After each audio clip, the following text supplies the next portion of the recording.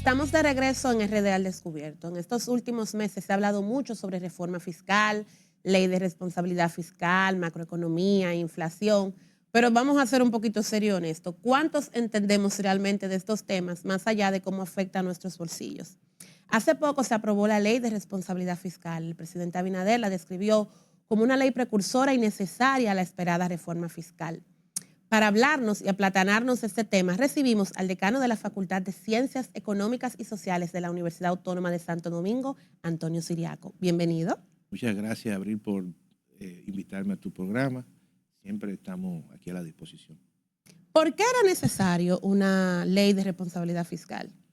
Mira, tú sabes que tanto la ley de responsabilidad fiscal o el pacto fiscal o la reforma fiscal aparece incluso muy explícita en la Estrategia Nacional de Desarrollo, que es una ley, la ley 1-12, y básicamente en su artículo 36, que es mandatoria, donde hablaba de que el pacto fiscal o la reforma fiscal debió haberse aplicado a partir del año 2015.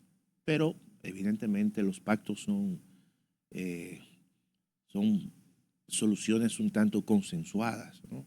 Y que tienen implicaciones a nivel de grupo de intereses. Y había unas elecciones en el 2016 y evidentemente no se concretizó su ejecución. Luego entonces, en el año 2021, post pandemia, inmediatamente saliendo de la pandemia, se habló de una reforma fiscal.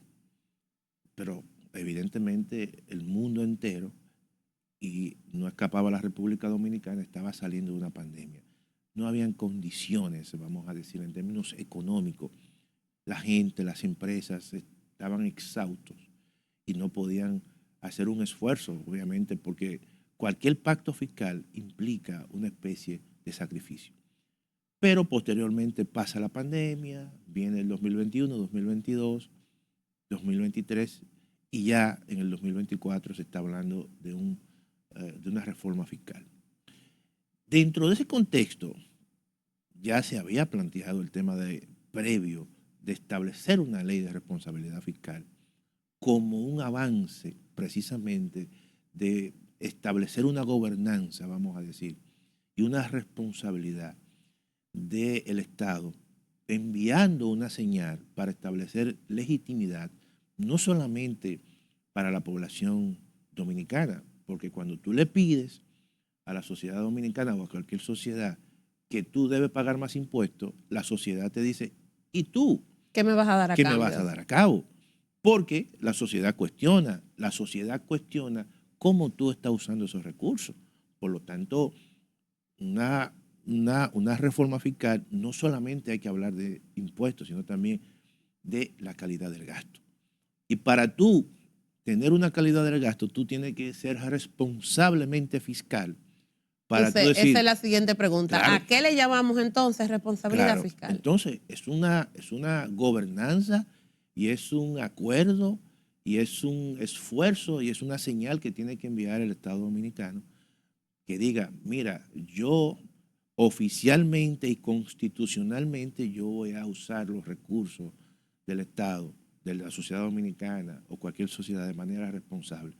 Y se establecen criterios, básicamente, y se priorizan gastos. El gasto corriente, por ejemplo, que es el gasto de menor calidad, que no es lo mismo que tú gastar en un edificio, en una carretera, en hacer puertos, aeropuertos, en hacer metros, en hacer monorrieles. En lo tangible. En lo tangible. Porque tú sabes qué ocurre, que el gasto corriente no te genera capacidad productiva. Quizás tú puedes en algunos sectores decir, yo voy a formar mejores maestros. Eso sí, eso te aumenta la productividad. Pero si tú vas a nombrar grupos de personas que no van a ejercer ninguna función en el Estado, sencillamente por compromisos políticos, ¿qué productividad eso te va a incorporar?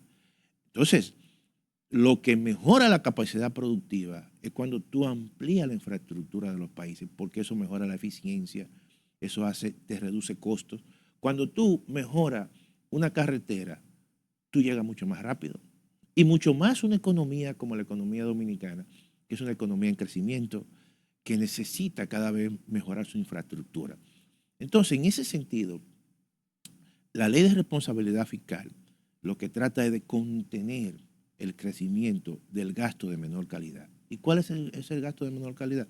El gasto corriente. En ese sentido, a la República Dominicana, que eso le toca y le ha tocado a todos los gobiernos, por compromisos políticos, por situaciones que se dan incluso con grupos económicos, tú lo puedes favorecer, tú puedes incluso dar publicidad y muchas veces esos gastos exceden abrir lo prudente y esos gastos se tornan como permanentes y al tornarse como permanente entonces te generan déficit. Déficit que a lo mejor tú puedes controlarlo, pero llega un momento en que se van incrementando, incrementando. Mira, te voy a decir lo siguiente. Aquí se hizo una gran reforma tributaria en el año 1992. Y se hicieron reformas y se ajustaron cuentas. Pero posteriormente, poco a poco, se fue abriendo la brecha. En el año 2008, ¿tú sabes cuánto era el déficit que tenía el Estado Dominicano, las finanzas públicas? 1%. Ya vamos por un 3.5%, 3.1, 3.5, en función de si tú incorporas las instituciones autónomas descentralizadas. Pero lo peor de todo, Abril, es que cada vez más en el presupuesto nacional el pago de intereses tiene un peso muy grande. Entonces, cuando tú de repente recibes tus ingresos y recibes 100%, y de esos 100%, el 36% o 36 pesos, tú tienes que destinarlo a pagar servicio de la deuda, amortización de las deudas anteriores. Te va a quedar apenas 65 o 67 pesos para tú hacer todo, pagar nómina, hacer inversión. Y por eso es que poco a poco la inversión pública en la República Dominicana ha venido disminuyendo. Y en los gobiernos que ha habido un poco más de inversión pública, esa inversión pública ha sido financiada con más deuda. Entonces, ¿qué ocurre? Que esta es una economía abierta. Esta es una economía donde tú observas y tú constantemente ves al Banco Central diciendo la inversión extranjera directa fueron 3.500 millones de dólares, 4.000 millones de dólares, o viene un inversionista y pone un hotel. Pero aquí podría venir mucho más inversiones de las que se hacen. ¿Tú sabes por qué? Porque tenemos un país con condiciones extraordinarias. Pero hay países que exigen que para invertir más, los estados y los gobiernos tienen que tener una ley de responsabilidad fiscal. ¿Cuáles países tienen ahora mismo en la actualidad en la región esa ley de responsabilidad fiscal? Casi todos. Por ejemplo, tú vas a Chile, lo tienen. Tú vas a Colombia, lo tienen. Centroamérica lo tiene Costa Rica. Casi todos. Nosotros no teníamos una ley de responsabilidad fiscal. ¿Y son fiscal exitosos? Porque República Dominicana está encabezando ahora mismo en crecimiento. Bueno, pero para tú crecer, necesariamente no implica que la ley te va a limitar el crecimiento. Todo lo contrario, la ley lo que te permite es aumentar tu potencialidad en términos del crecimiento. Porque la economía dominicana ha venido creciendo en términos promedios en los últimos 50 años a un 5.3%, por encima de América Latina. Pero podemos tener un mayor nivel de crecimiento. Por ejemplo, ¿tú sabes por qué? Porque la República Dominicana tiene una condición que la gran mayoría de esos países no lo tienen. ¿Cuál? Somos de los 6 países en el mundo que tienen acuerdo de libre comercio, en primer lugar, con los 2 países de mayor nivel de ingreso que hay en el mundo, con Estados Unidos y con la Unión Europea. Si tú le sumas que en el año 2018 se restablecieron relaciones diplomáticas y comerciales con China, entonces la República Dominicana está en grupos selectos de países, no son 10, para que tú lo sepas, que tienen relaciones con los 3 bloques comerciales más grandes y más dinámicos del mundo. Pero esos acuerdos también nos han traído una serie de problemas porque República Dominicana no logró poner a su sector productivo en capacidad de competir. No. Y entonces fácilmente nuestros sectores productivos le va a pasar como los de Haití, que desaparecieron porque siempre va a ser más barato lo que produzcan ellos. Primero porque son más, tienen más territorio y segundo porque sus empresarios y sectores productivos están más tecnificados que nosotros. En algunos sectores. Pero tú te imaginas cuántos turistas chinos vienen a la República Dominicana. Por poner un ejemplo. Nosotros somos el segundo país. Te estoy poniendo ejemplos de sectores que somos altamente competitivos y lo podemos ver en cada uno. Mira, ¿tú sabes cuál es el segundo país de mayor recepción y de entrada de visitantes, de turistas en el mundo? En América Latina, la República Dominicana. Primero es México, con 35 millones y la República Dominicana con 10 o 11 millones. Perfecto. Pero el grueso de esos turistas, ¿de dónde vienen? De Estados Unidos, el 50%.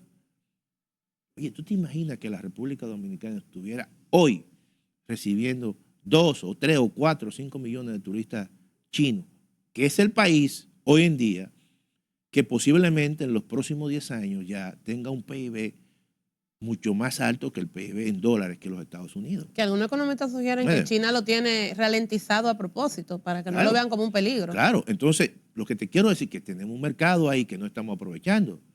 Lo mismo pasa con el mercado europeo. Nosotros pudiésemos atraer mucho más turistas europeos. Pero profesor, ¿es inteligente poner todos los huevos en la canasta del turismo? No. Yo te estoy poniendo ese ejemplo. Porque esa es la única ventaja a nivel productivo, vamos a decirlo así. La República Dominicana es un país. ¿Tú sabes cuál es la gran resiliencia de la República Dominicana?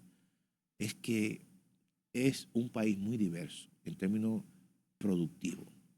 Sector agropecuario en la República Dominicana.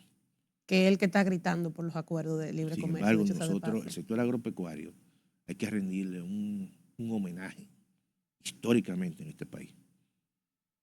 ¿Por qué? Porque aún todavía te produce el 85% de la demanda de alimentos de cada uno de nosotros. Ninguna isla del Caribe, ni Cuba, ni Centroamérica hace eso. Nosotros somos el líder del Caribe y Centroamérica. Y déjame decirte lo siguiente, Centroamérica y el Caribe, incluyendo la República Dominicana, somos el cuarto socio comercial de los Estados Unidos. Lo que te quiero decir es que no hemos constituido un centro logístico. Y eso son elementos, además, por ponerte otro ejemplo, tenemos un distrito minero importante, tenemos minería, tenemos agricultura, tenemos turismo. Entonces, cuando tú observas a la República Dominicana, Abril, que es un paisito de 48,000 kilómetros cuadrados, que es lo que nos toca de la isla, que se comporta como un mini continente, en el sentido de que en tan poco espacio tú encuentras altura, tú encuentras ríos, tú encuentras diferentes climas. Pero déjame decirte lo siguiente, este pequeño paisito tiene más infraestructura hídrica que toda Centroamérica junta, más canales de riego, más presas. Y eso nos da una gran potencialidad que no la estamos aprovechando. Por eso fue que dije, o sea, tenemos los 3 acuerdos, pero no hemos logrado que, la infraestructura económica se prepare para hacer frente a los retos de eso. Entonces, esa ley de responsabilidad fiscal, que yo creo que es una ley buena, porque hay otras propuestas que son mucho más agresivas, porque te atan fuertemente de la mano al Estado. ¿Cuáles serían las desventajas de esta ley? Porque ya sabemos las ventajas. Va a haber más transparencia, va a haber más control del gasto, va a haber más dinero para invertir en infraestructura, pero entonces, ¿cuáles son los bemoles de ella? Yo lo que creo es que, yo creo que la República Dominicana, y eso salió en una reciente encuesta sobre cultura democrática, que presentó... Ha dado mucho de qué hablar esta encuesta. ¿Seguirá dando? Y se presentó allá, yo estaba ahí, incluso fuimos parte del espacio porque fue en la Facultad de Ciencias Económicas y Sociales de la UAS. Pero tú sabes, ahí salieron 2 elementos importantes que la República Dominicana tiene que superar, que es el respeto al imperio de la ley. Salió con más de un 50%, donde se le preguntaba al ciudadano dominicano qué es lo que le falta, cuál es una debilidad de la democracia dominicana. Bueno, que no se respeta el imperio de la ley y que le hace falta mucho mayor inclusión social. Pero vinculando esa respuesta que te voy a dar, es que tú sabes cuál es la principal amenaza que tiene la ley de responsabilidad fiscal, que no se cumpla.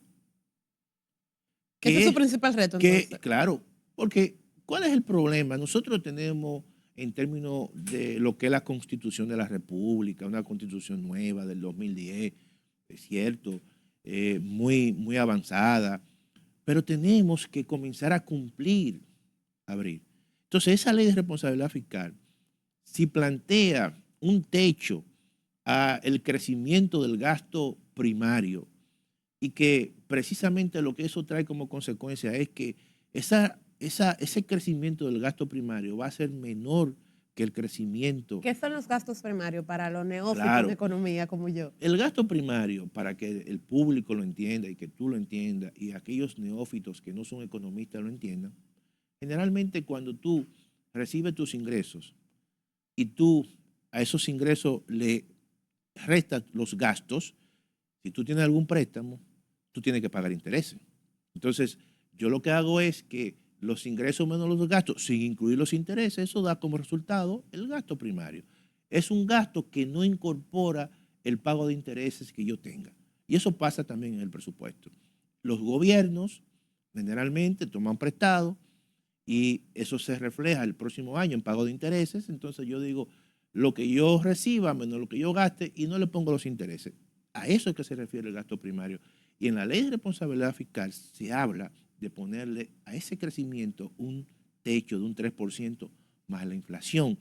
La inflación generalmente oscila entre un 4 o un 3. De manera que lo más que puede crecer en un año, el gasto del gobierno, el gasto primario es un 7%. Pero si tus ingresos son un 8, son un 10, son un 11, entonces tú vas a tener siempre una especie de colchón para que te permita sencillamente con ese colchón tú pagar todos los intereses que se van generando todos los años.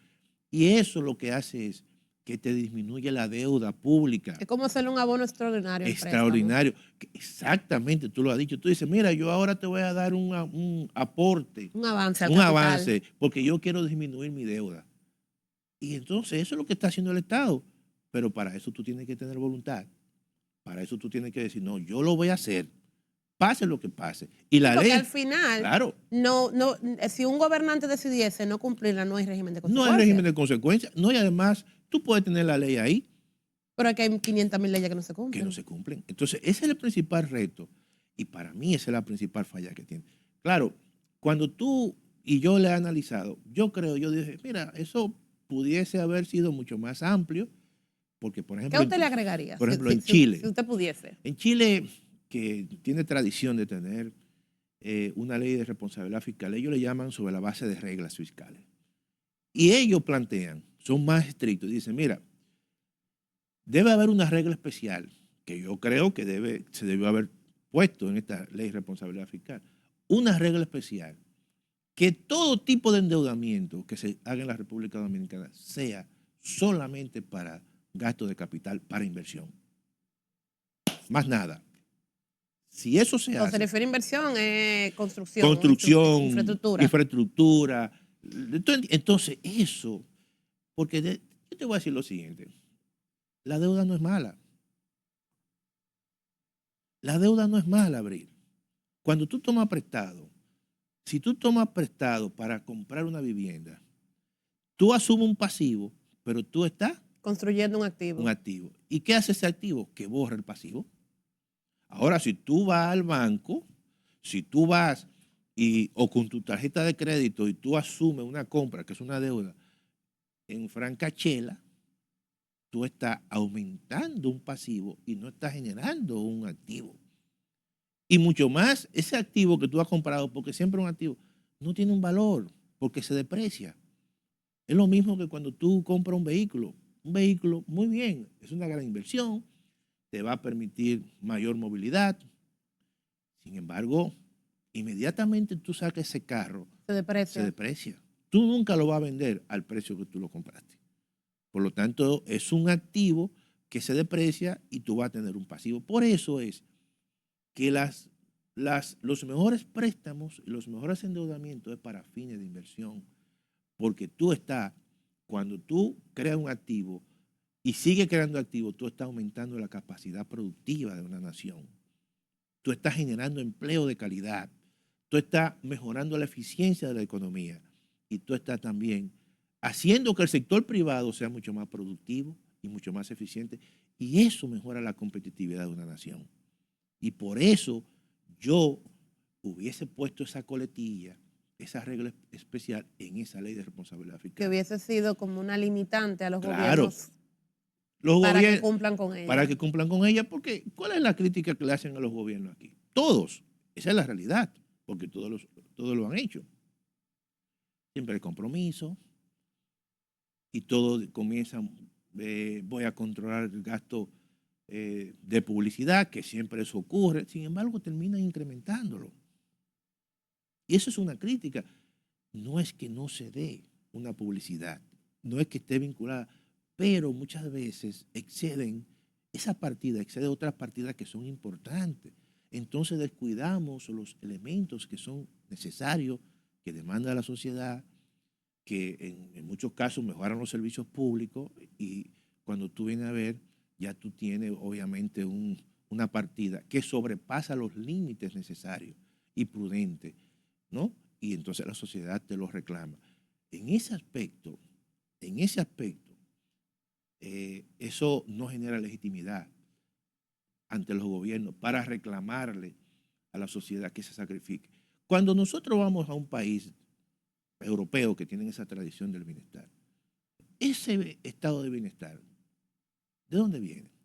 Viene precisamente de una responsabilidad del Estado, en que los recursos que recibe los Del gasta Estado bien y de la gente, porque y de la la cantidad gente. de impuestos que pagan los ciudadanos Claro, europeos pero ¿por qué lo es pagan? asesina comparada con Lo, la de la lo nuestra, pagan, pero lo pagan porque lo van a recibir porque en lo van a recibir en servicios. servicio.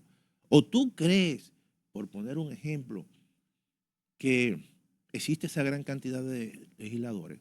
A lo mejor no. ¿Tú sabes por qué? Porque nosotros somos un país pequeño. Nosotros somos un país pequeño que pensamos como un país grande. Por ejemplo, yo te hago la pregunta, ¿cuántas provincias hay en China o en Rusia, que es el país más grande, o en Brasil? No hay 32 provincias, no hay 190 legisladores, a lo mejor, pero en términos per cápita nosotros tenemos una estructura que es bastante grande para el tamaño, y la extensión. Entonces, todo eso tú tienes que irlo tratando, irlo adecuando, porque te va liberando de recursos para otros sectores. Mira, aquí el tema de la atención primaria, que yo creo que el mismo presidente lo dijo en una semanal, que la atención primaria, el primer nivel de atención primaria, todavía no se ha aplicado en el régimen contributivo. Oye bien, de la ley de la seguridad social. Sí, pero el sector privado tampoco ha querido aplicarlo porque no Claro, le conviene. claro, no le conviene. Nosotros somos presos ahora mismo de las Claro, aseguradoras. claro. Y solamente se ha aplicado en el régimen subsidiado. Pero para tú ampliar ese régimen, ese primer nivel de atención primaria, necesita 22.000 millones de pesos. ¿Y dónde están esos recursos? Y eso es un servicio público que va a mejorar sustancialmente el gasto de bolsillo de la gente, porque el gasto de bolsillo del ciudadano dominicano en salud básicamente representa el 50% del gasto de salud que hacen los hogares en la República A eso Dominicana. iba. Se ha cacareado mucho de que nosotros somos, si no el primer país en crecimiento de la región, uno de los principales. Sin embargo, esa estabilidad macroeconómica y ese crecimiento económico de República Dominicana, aparentemente, a juzgar por las quejas que tenemos todos, no se está reflejando en nuestros bolsillos, en la microeconomía. ¿Por qué ese desfase? Mira, Abril, recientemente la BBC de Londres hizo un reportaje muy amplio sobre la República Dominicana. A propósito de eso que tú has mencionado, te dice, la República Dominicana, el país que más ha crecido en los últimos 50 años en América Latina y el Caribe. ¿Por qué la gente emigra? ¿Tú sabes por qué? porque a pesar de que nosotros hemos crecido bastante, pero aún somos un país de salarios bajos. Y eso ha llevado a una gran parte de la población dominicana incluso a estar en la informalidad. Los que no se han podido ir, sencillamente otros se han ido a la informalidad. ¿Tú sabes por qué? Porque cuando la economía crece, ese crecimiento tiene que ser compartido y la única manera de ser compartido es mejorando los niveles de salario. Tú vas a España y en España todos los años, de manera automática, los salarios aumentan en función de la inflación. Si la Aquí hay inflación, una ley de eso que no claro, se cumple. no se José Horacio cumple. y creo que Farideh hablaron de ese tema. Claro, en su no se momento. cumple, se hace cada 2 años, pero no se hace cada 2 años, se retrasa y siempre entonces Hay una inflación acumulada ahora del acumulada. sueldo, de Claro, una devaluación. La última vez que claro, hablamos del tema creo que era de un 400% claro. Y del sueldo entonces, dominicano. ¿qué ocurre? Que las brechas cada vez son mayores, porque tú no dejas que los niveles de salario vayan por lo menos cercanos a la ¿Y por qué inflación. usted entiende que aquí ha sido tan difícil Bueno, en porque el sector privado? Olvidémonos del público, que yo diría que hasta cierto punto tienen sueldos ligeramente mejores competitivos y además de que no, ha asumido una cantidad muy pero todavía el importante. salario mínimo del sector público es bajo. Sigue siendo bajo, Y, pero y tú vas, el del sector privado es aún claro, peor. ¿Por qué al sector privado se le ha hecho tan difícil adaptarse a la ley? Mira, yo creo que los procesos de llegar más rápido al desarrollo dependen mucho del esfuerzo político. Dependen mucho. La clase política tiene que saber que su responsabilidad está por encima de cualquier grupo de interés. Tiene que saber que al final es el bien común y ha faltado decisión política. ¿No? Porque que aquí te En tumban todo, fácil. en todos los países donde ha habido un avance importante, ha habido un esfuerzo político de la Y un clase costo. política. Sí, pero son consensos que tú tienes que asumir un liderazgo. Eso pasó en España en el año 78 con el tema de la transición y fue Felipe González que asumió esa transición e incluso le dio un paso importante a España. Y España incluso después entró a lo que es hoy la Unión Europea. La ley de la seguridad social, se ampliaron los servicios públicos, la educación a nivel superior, a nivel primario, todo eso, pero se requiere de una voluntad política. Que eso tiene su costo, lo tiene, pero tiene más beneficios que costo. Las reformas económicas, las reformas políticas tienen costo político y tienen beneficios políticos. Y yo digo eso, y ahora mismo están dadas las condiciones para hacer importantes reformas. ¿Tú sabes por qué? Porque la economía dominicana y el entorno económico internacional le favorece. Favorece para tener un buen crecimiento con respecto al año anterior. El año anterior crecimos 2.4. Este año se vislumbra un crecimiento de casi un 5, 5.5. La Reserva Federal de los Estados Unidos ya promete disminuir tasa de interés, el Banco Central ya lo hizo y eso va a abaratar el coste del dinero. Eso mejora la inversión y eso estimula el crecimiento de la economía. Entonces, está dada la condición económica, porque cuando hay crisis, yo como gobierno o el gobierno no me puede decir a mí, mira, sacrifícate, que te voy a poner un impuesto. Es duro, porque en crisis mis niveles de ingreso bajan, tus niveles de ingreso bajan. Ahora, cuando hay crecimiento económico, Cuando hay circulante. circula, entonces eso mejora. Y lo segundo es que políticamente se han dado las condiciones ideales, porque tú dirías, 10 años atrás, no, yo no lo puedo hacer porque no tengo una correlación de fuerzas que me permita en el Congreso pasar un proyecto, se hace difícil, pero ahora no hay excusa. Ahora tú tienes que el partido de gobierno tiene una mayoría cualificada y que el presidente de la República, él mismo se está poniendo un candado porque él dice que él no va a reelegirse. Entonces las condiciones políticas y económicas están dadas para que verdaderamente se den reformas importantes. Si lo hace, yo creo, aún con los costos políticos, pero los beneficios políticos van a ser mucho mayores. Ya para terminar, ya dimos el primer paso con la ley de responsabilidad fiscal. ¿Qué usted entiende, desde su punto de vista, que podemos esperar de la cacareada y esperada reforma fiscal? Mira, Abril, yo creo que hay que esperar que el gobierno presente la propuesta oficial. Ahora, ¿qué es lo que yo creo?